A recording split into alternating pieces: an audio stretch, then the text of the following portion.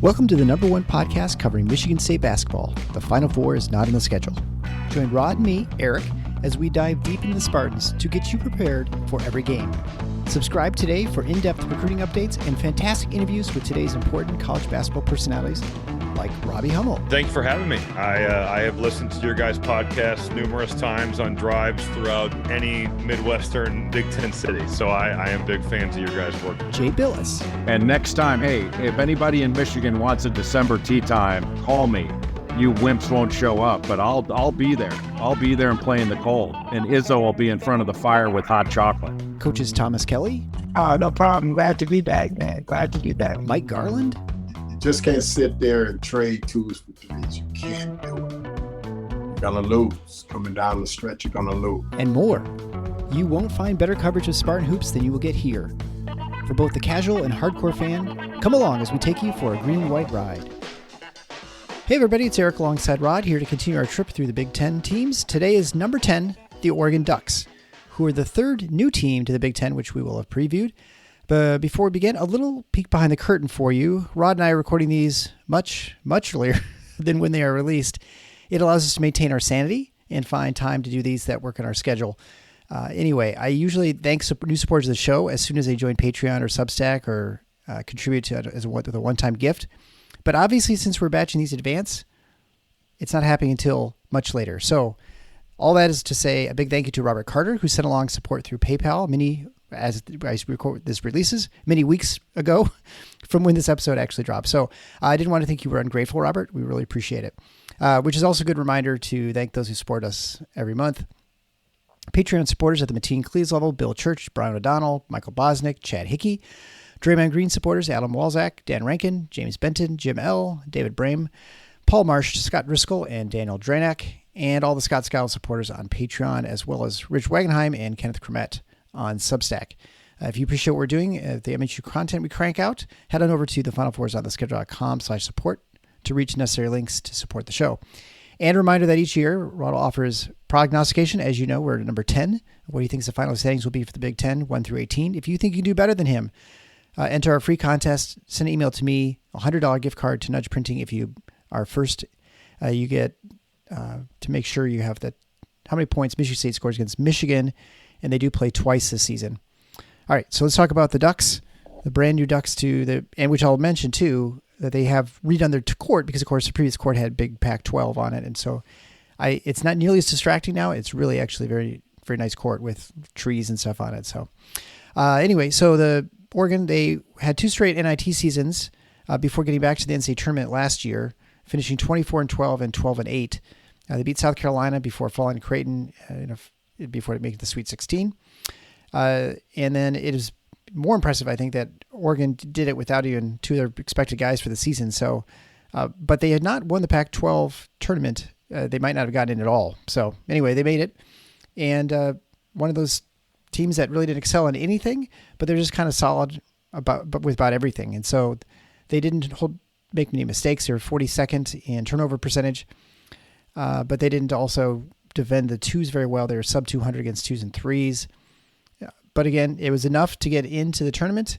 And now they're going to, Dana Altman, who was at Creighton that he was at before.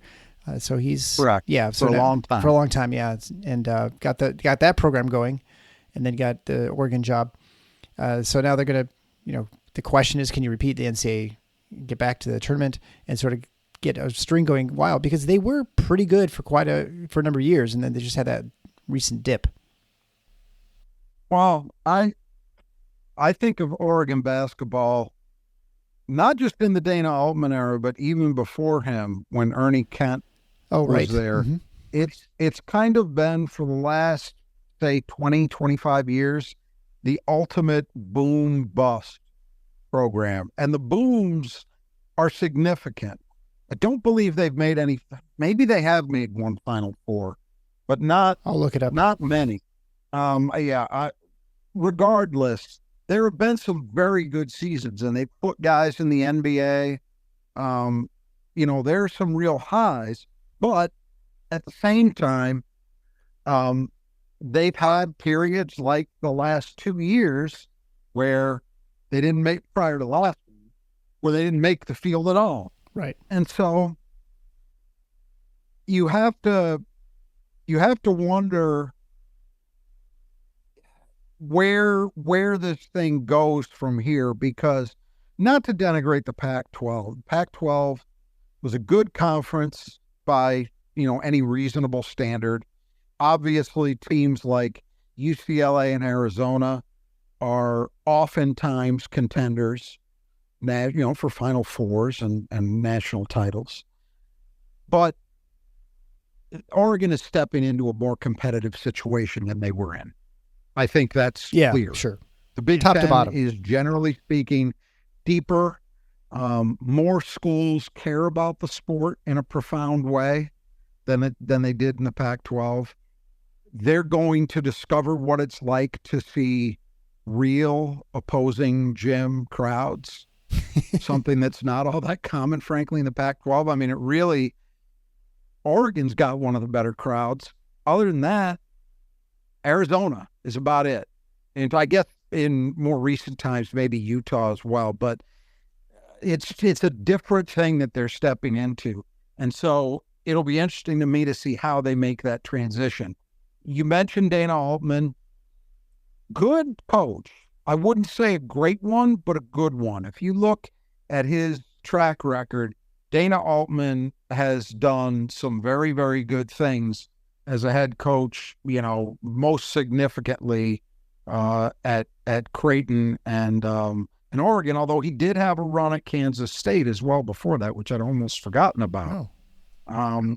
But this is a guy who, when I look at who's okay at Kansas State, not great, well under 500 in the league, but at Creighton really, really did the job. I mean, he won 1, 2, 3 titles, and I believe that was all in the Missouri Valley. I believe they were still in the Missouri Valley the whole time he was there. But 65% winning percentage overall, 63% in the league. And then at Oregon, he's won 4 Pac-12 titles. So pretty regular season, that is. Yeah. 69% winning total overall, 65% in the league. So this is a guy who's done some good things. You look at the track record, he did make a Final Four in 2016-17. It seemed to me he had made one. He's also made an Elite Eight in addition to that. So lots of NCAA tournament appearances at both of those stops. So this is a guy for whom success has been a fairly regular thing. But again, tougher neighborhood. And even despite that success, I still think there's been a little bit more of an inconsistency in terms of results than you might think, given the resources behind this program.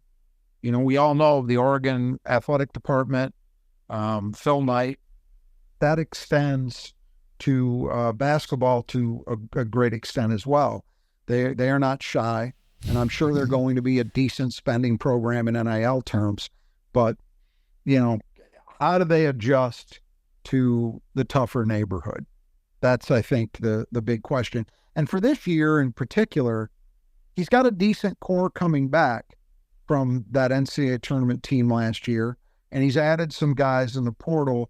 So I do think making the tournament is a reasonable level expectation for this first season in the Big Ten. It's an interesting point you make. It will be, if with the better crowds in basketball, you wonder if there'll be more interest for Pac-12 fans to start showing up at the arenas, or if it won't make any difference at all. I mean, I just kind of curious if that sort of enthusiasm catches up to it, right? And I would say that, UCLA, of course, draws, particularly when they're good. I just don't think of UCLA as a passionate fan base. Yeah. But by Big Ten standards, it's Pauley Pavilion. I've not been to a game there, but from just observing it over the years, I don't feel like that's a place equivalent to Mackey Arena or Assembly Hall or what's Illinois calling that building these days? State Farm Center, Jake, or I don't Breslin, or it doesn't feel like that, Yeah. And but you do wonder, and that's a good point, something to watch for, if just being part of a conference where the sport is a bigger deal will have the add-on, knock-on effect of causing a little more passion among the fan bases for these four schools. I think it's possible, but that'll probably be something that evolves over some time. Although I say that, maybe the novelty effect of, you're a casual Washington basketball fan, but you've got Michigan State and Michigan and Indiana or Purdue coming into your building. Maybe that moves the needle enough even this year. So we'll see. Yeah. All right. So let's talk about the departing players, brought to you by the Squeegee Squad of Grand Rapids. As Oregon cleans out its program, you can make sure your windows are clean. The Squeegee Squad of Grand Rapids do fantastic work on cleaning your house. They can clean your windows, inside, outside, the windowsills, the screens. They'll get on the ladder so you don't have to. You get 15% off if you mention Final Four when you get your estimate. They're in a very large region around Grand Rapids, so pretty much anywhere you are, they'll be able to take care of the job. And they've even cleaned the windows of the state capitol so the state legislators can see you clearly as they tax you. Moving on to the first player out is Jermaine Cuisinart, 6'4" wing, 6-year player. He averaged 16.6 points a game, 4.6 rebounds a game, and 3.3 assists per game, and shot 40, 35, and 74. Yeah, that's one of the two significant losses for Oregon was Cuisinart. Nice all-around contributor, Not a lot of guys giving you 16.5 points, 4.5 rebounds, 3.5 assists, which is roughly what he did. And he was a decently efficient shooter in the midst of all that. So definitely real production in a variety of areas that needs to be replaced. And then it would be 7-footer Nefali Dante. Was injured oftentimes, but he averaged 17 points a game, a little over 9 rebounds a game, and just barely under 2 blocks a game.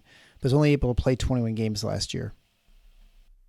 Yeah, and Dante, some of our listeners may remember way back, I think it was 5 years ago now, he was a guy that Michigan State recruited. Okay. And lost to Oregon. Good player, was never able to really hit his full potential because he just had a ton of injuries, which is the risk with big men. You never know, particularly with bigger players, how they're going to hold up health-wise. And in Dante's case, it really held him back. But he went out with a bang. When he was healthy last year, this is a very productive player. I mean, that's 17 and 9 with 2 blocks per game. That is real production at the center spot. So that's a hole for Oregon to fill. The good news, such as it is that it's not a new experience for them. They played without him a fair amount last year. So we'll see how it goes this year. But again, another significant player for whom Oregon's going to come up with replacements. Then we have Kario Kendo, 6'4" guard, started for 2 years. He averaged 7.2 points a game on 46, 33, and 66 shooting. He'll be heading to SMU, and that's where Enfield went, right? Am I correct? That's correct. Yeah. So he had been a 2-year starter, and then last season he was a reserve. It's a loss, but, not massive. Wasn't a great 3-point shooter, decent. But, anybody who's in your rotation and is giving you at least 7 a night, that is a spot you're going to have to address, but not as critical as the first 2 guys we mentioned. And then a player we've already spoken to, an inter-conference transfer, is Brandon Rigsby. He's 6'3" guard. He went to Minnesota. He averaged 6.1 points a game, shooting 41, 35, and 69. Yeah, interesting choice to me. And again, with so many of these portal situations, you just don't know. Yeah. There are some where it's obvious, right? Where you can see, okay, this guy isn't playing. He transferred down a level in a bid to find a role that he wanted. Those are obvious. But situations like this one, this guy played, was reasonably productive for them, and opted to transfer to the Gophers. You're just not sure why. And sometimes it's just change of scenery. you didn't connect with the coach the way you thought you would, whatever. And oftentimes those reasons aren't necessarily even going to be explicitly articulated. But regardless, another guy who's in their rotation who's now gone. Then we have Jesse Zarzuela. He came in from Central Michigan last year, didn't play much, 6'3" guard, and just played 5 games. Yeah, and sometimes you see these moves in the portal where you can't understand why it was made. I mean, a guy coming, and it wasn't like he was a superstar at Central. He was okay. But going to a situation where they had a lot of guards, I mean, we've just named, 3 that were in their rotation, and they're bringing guys back who played as well. You just wonder, but sometimes guys will take this chance to have an opportunity to play big-time basketball for a year. Maybe that was all Zarzuela wanted. Yeah. Bet on yourself sometimes for these players, right? Yeah. And finally, or just be okay with the idea of going somewhere where you might be reasonably confident that you're not going to play a lot, but you just want the experience for a year of what it is to play at a high major school. Sometimes it can be that simple. I think it's fair to say that Eugene is probably nicer than Mount Pleasant if you had to pick. That I would bet the house on. And finally, Mohamedou Diawara, 6'10", 250-pound big, played in every game last year, started a number of times just because of Dante's health issues, but he only averaged a little over 2 points and 2.8 rebounds a game. Yeah, big body, but not a lot of production. So I think they can feel okay about having to replace him. We'll go through the players returning. After a reminder that if you are returning to campus and need your Spartan gear, whether you're going to football games or basketball games, there's no better place to get stocked up than Nudge Printing. I just put in a big order just last night for my daughter who's heading to East Lansing this year. You have 20% off. You type in Final Four, the coupon code at checkout, which ironically I forgot to type in. Which I thought was really funny. I only read this like a million times. Great stuff at Nudge. Brand new hats that are custom made that Gabe was super excited about. He'd spent a lot of time, months, producing these things and designing them, even down to the size of the holes in the back of the mesh. It's got the Spartan camo on the inside and all kinds of regular, sort of traditional, and then also some vintage logos you can put in the front of the hat. Super cool. Make sure you check it out at nudgeprinting.com, along with all their huge selection of other things. Zips, or quarter zips, hoodies, t-shirts, jackets, and then a selection of also of stickers. And if you want something not in these Michigan State University, they've got plenty of other schools available as well, so just check it out. All right, so first returning player is Jackson Shelstead, 6-foot sophomore point guard, played for the Ducks, averaging 12.8 points a game on 45, 35, and 86 shooting, and a little under 3 assists a game. Interesting player in that it kind of depends what prism you're looking at him through. You can look at the scoring production and the way he shot and say, wow, for a true freshman in a high major conference, that's really good stuff. Yeah. And you would think is indicative of a lot more to come. On the other hand, he's supposedly a point guard, and they will need him to be a point guard this year. But he wasn't great in that area of the game. They think he's going to get better, but he hasn't thus far. So you see what I mean? It's kind of a choice of what you're choosing to emphasize when you look at Shelstead. But regardless, I think in total, you're talking about a guy who's likely going to be very, very productive for them. I think the only question is how much of a maturation has he had in the offseason in terms of being able to run an offense? And then we have Keyshawn Barthélemy, 6'2", senior guard, averaged a little under 8 points a game on 46, 39, and 67 shooting. Also 2 assists per game as a secondary ball handler. Interesting that he shot almost 40% from 3 and under 70% from the free throw line. Yeah, you're right. A little bit of a inconsistency between those two numbers. I would say that Barthélemy probably on this team with the guys they've got coming back, and that includes some guys we're going to talk about in a few moments who had to sit out last year because of injury, and then some of the guys they brought in through the portal. I think Bartholomew is probably going to be a rotation guy, but an important rotation guy coming off the bench. But, you're talking about a veteran who's a proven shooter. That alone has value. Yeah. Then you have Kwame Evans Jr., a 6'9", 200-pound sophomore. He averaged 7.3 points a game and 4.9 rebounds a game in his first year. He shot 45, 27, and 80. And obviously big bruising kind of guy, but not an elite shooter, at least from outside, it looks like. Well, they think he's got that, though. And the feeling at Oregon, as I gather, is that they think that production is just scratching the surface. So you're talking about a guy who was a McDonald's All-American. So for a Michigan State fan, you could look at it maybe in the same way that Michigan State fans look at Xavier Booker. If you're analyzing Xavier Booker, yeah, you can look at what he did last year. But is that really telling you a whole lot about what he's likely to be this coming season? Probably not. Evans actually was much more consistent, did more, played a much bigger role than Booker did. I'm just using that to kind of put this into a context. They think he can be a star as soon as this year. So it would not be shocking to see his production really balloon from here. And then we have a player who probably would be more like a 4 at Purdue. He's only 7 feet tall. Nate Biddle, 220-pound redshirt junior. Hurt last year, didn't play much, just a few games. He averaged 10 points a game and a little under 5 rebounds a game, along with a block a game in the few games that he played. Yeah, and it's going to be interesting. First of all, can he stay healthy? Again, big men, you just never know, especially one with an injury history. But we're talking real potential.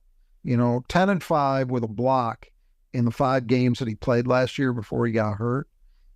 That's an indication that Biddle may be able to give them reasonably good production inside. Now, the downside is not exactly a bruiser at 220. Yeah. But I think, having that length at a minimum is a big positive for Oregon. And I would say right now he's probably your leader in the clubhouse to be the starting center. Then we have Mookie Cook, an elite top 10 recruit last year as a 6'8" forward. He had a lot of problems with injuries last year, and he also only played in 5 games before they had to shut him down. Yeah. He's healthy now. They think he's going to be a key part of their rotation, possibly as a starter. When you're a national top 10 guy, at the very least, you could say you're seen to have massive potential. So if you think he and Evans can make good on that, well, you're talking about 2 elite talents at the forward spots. So the potential is here for really, really having something. And the final returning player is Jadrian Tracy, 6'5" wing. He averaged 7.6 points a game and 3.6 rebounds a game last year, shooting 42, 36, and 78. Yeah, again, good size at 6'5" and proven shooting ability. And he gave you minutes last season. So once again, I think you're talking about Tracy and Bartholomew potentially really giving Oregon a great second unit at the wings, really giving them some quality depth. And so that before we finish with brand new players coming to Oregon, just a reminder that the Brothers Who Just Do Gutters sponsor the player that other teams will need to keep in the gutters. So Rod will tell us that after we get through the rest of the lineup. The Brothers Who Just Do Gutters can take care of things wherever you live in the state, as far as in the west side or the east side. You can contact Kurt and his team on the west side or Greg and his team on the east side of the state. They will fix your gutters. They'll replace them.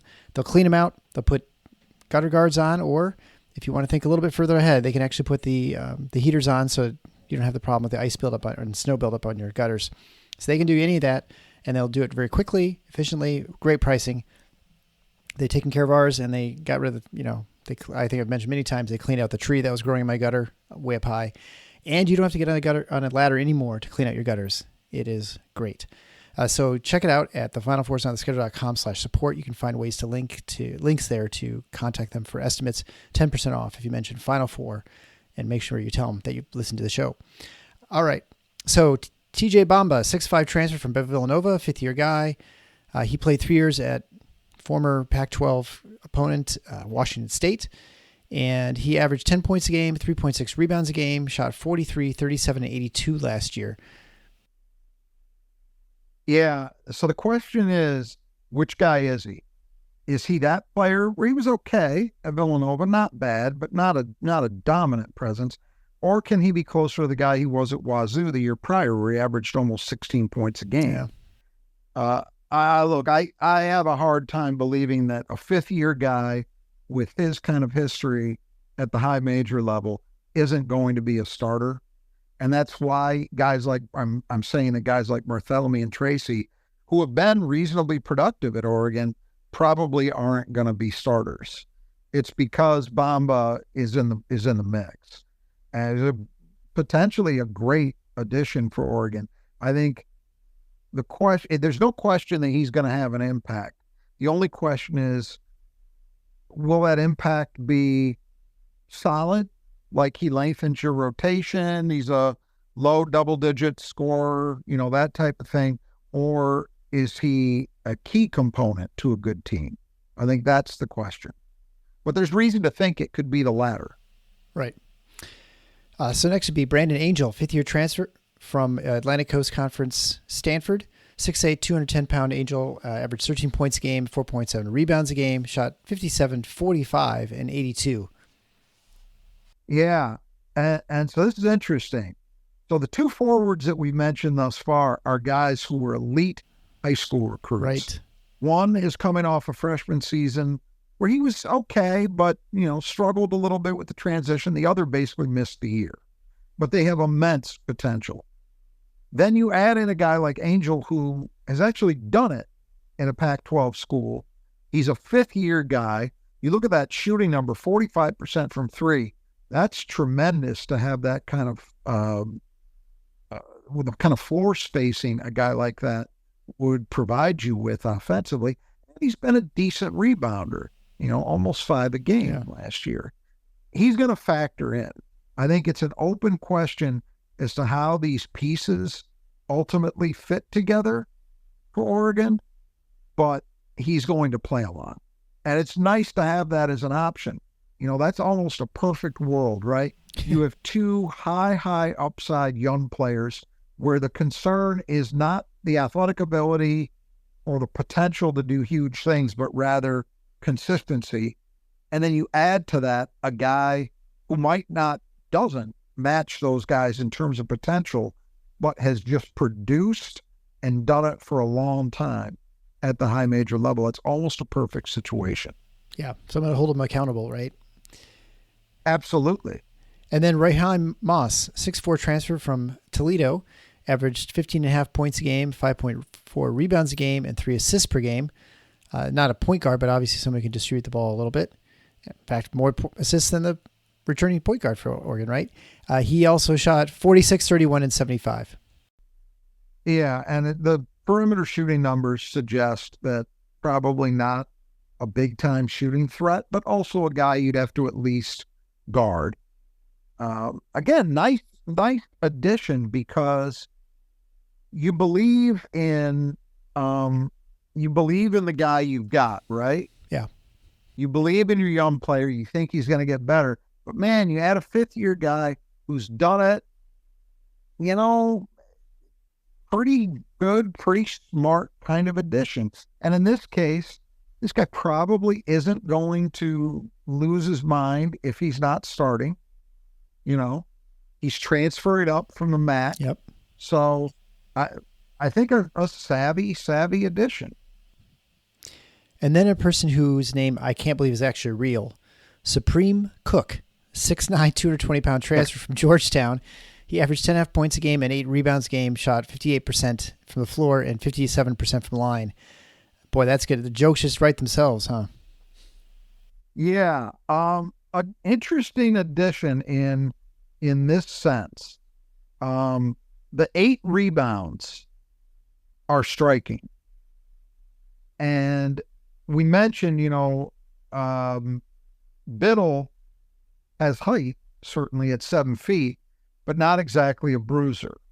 So you do have to wonder what kind of rebounding Oregon's going to get in the paint. Well, one thing Cook's done very well is rebound at the Big East level.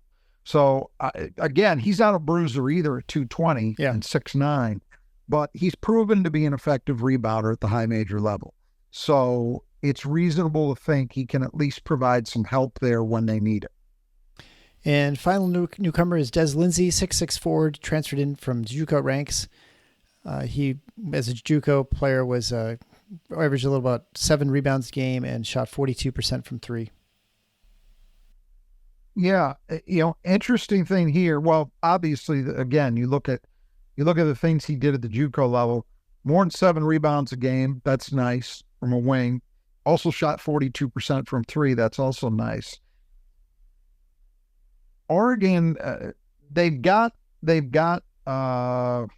was it one freshman in Cook, but only because he redshirted. So you look at this roster, there's no true freshman. Yeah. There's a bunch of younger guys, but no true freshmen. It's also a team that only has 11 scholarship players by my count.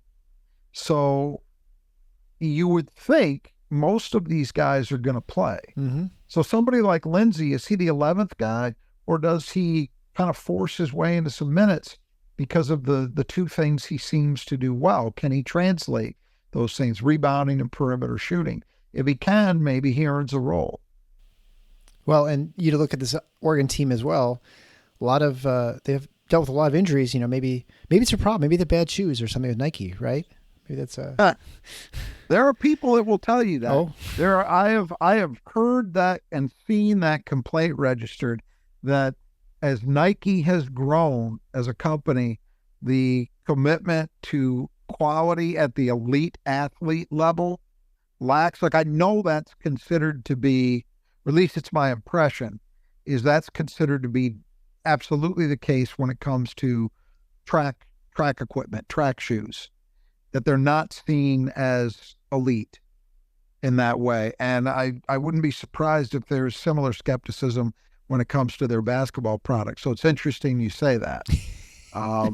But these were not, like foot injuries necessarily. So right, those are all in East Lansing, and yeah. All right, so who would you pick as the player to keep in the gutter for teams next year against Oregon? Boy, this is a really tough one because you got a lot of guys who you could imagine fit that role.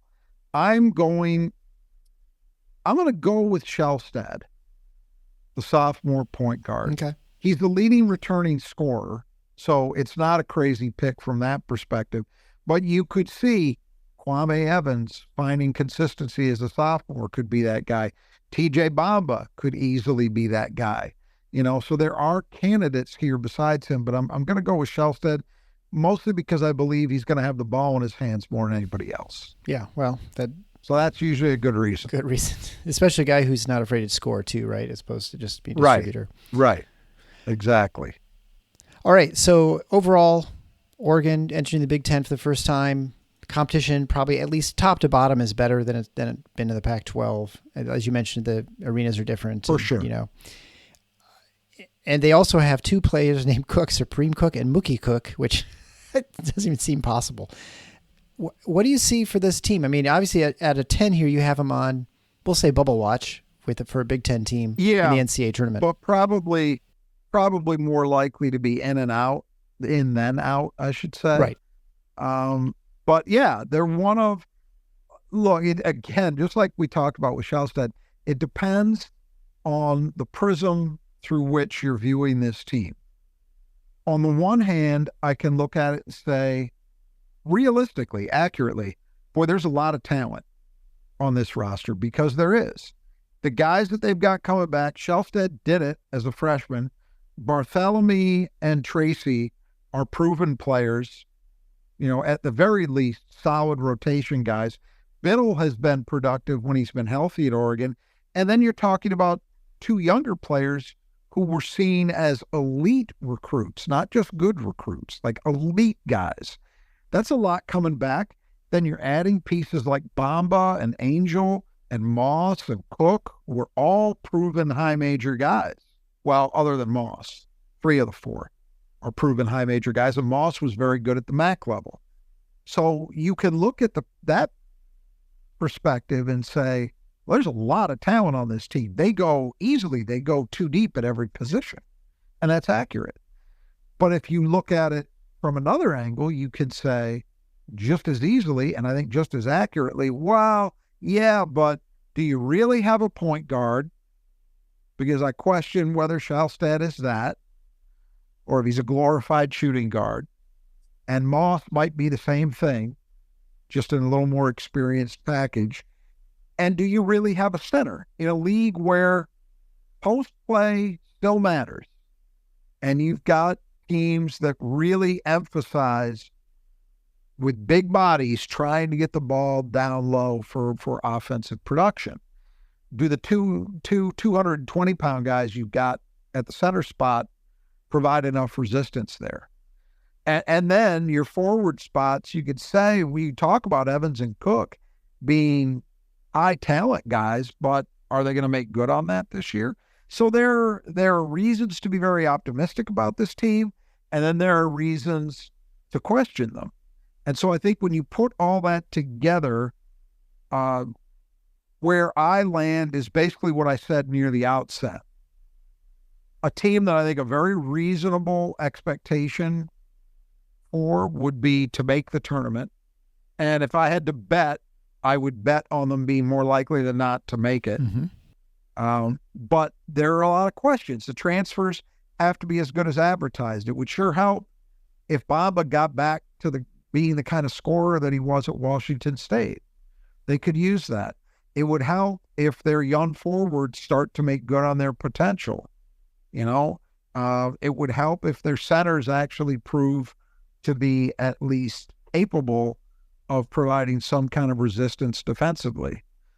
So a lot of questions, but also a lot of potential answers. I don't hate this team at all. I mean, the talent level is such that I have to say, if enough things broke right, could you see them as a top 5 team in the league? Absolutely. Yeah. The talent level would make that a reasonable thought, but a lot of things have to break the right way for that to happen. Interesting to think about Oregon now, the Big Ten, and it took Maryland almost 10 years, 7 years to win the Big Ten after joining the conference. It did, but I was thinking about them. They were competitive that first season though, if you remember. Yeah, right. And it was weird because they weren't expected to be. That coming off their last season in the ACC, they had something like 3 starters transfer out. Like that was a weird team. They had Mello Trimble as a true freshman. Yep. So yeah, he had some expectations, but nobody was sure. Nobody expected him, I don't think, to be as good as he was. It was the kid from Xavier, Des Wells. They had a wing from Xavier who was very effective. A lot of things broke right for Maryland, and though they didn't win the Big Ten right away, they were very competitive immediately.